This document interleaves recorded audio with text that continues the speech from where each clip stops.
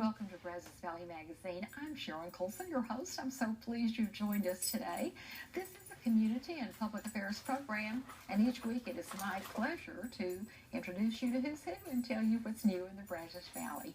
Today you'll be meeting one of our own, the 2014 All-American Miss City Queen.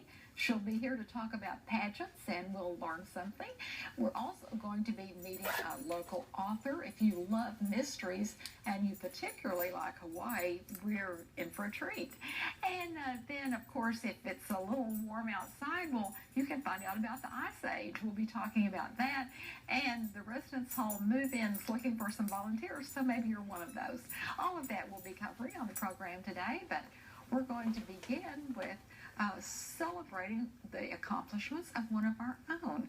She's a recent graduate of Texas A&M. She's also a part of our staff here at KAMU TV. So we want to say hello to Caitlyn Moore. Let me introduce you to her. Welcome, Caitlyn. Thank you for having me. Certainly, you have just been aware. Maybe they saw your picture in the paper locally. The All-American Miss City Queen 2014 for Texas. Tell us what that means. Okay, well, because I am 21, usually the cutoff for pageants is 18, so the pageant is a little different after 18, so what I had to do was send in a resume and then a pageant headshot, and then they gave me a prompt for an essay, and I wrote the essay, and then I had to do a phone interview. And when you did a phone interview, how long was it? It was about 20 to 30 minutes. It was really nerve-wracking, but it goes by so fast. What kinds of questions do they ask? They ask mainly just personality questions to try and get to know you and see like who you are as a person, and then basically like where you see yourself in 5 years and what you want to do with your life, and then stuff like that. So tell people, Caitlyn, a little about your background, where you grew up, and what your major is, and how you decided to enter a pageant. I grew up in the Houston area. I currently live in Richmond, Texas, and I did one pageant when I was a freshman in high school, and I wasn't really too sure about it. I didn't know if I really liked it because there was just so much going on all the time.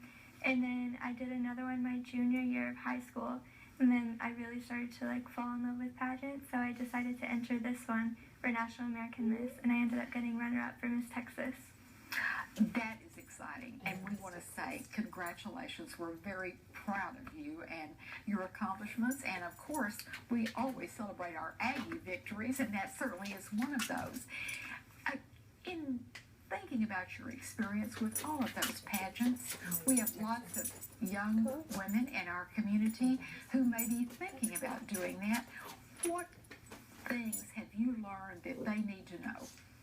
The biggest thing I've learned when doing pageant is just be confident in yourself. It's really helped with my confidence and especially interviewing skills. I've taken public speaking classes to try to help with my personal introduction and my interview, and pageants are just a great experience. And have you had any negative experiences as a result of pageants? I mean, some people think pageants are all about the way you look and trying to be a certain way, but the pageant that I entered, where I won Miss Houston, is completely all about inner beauty, and it's not really about the physical characteristics, so that would be really the only negative thing that I got. Now, when you talk about inner beauty, what is that? Define that.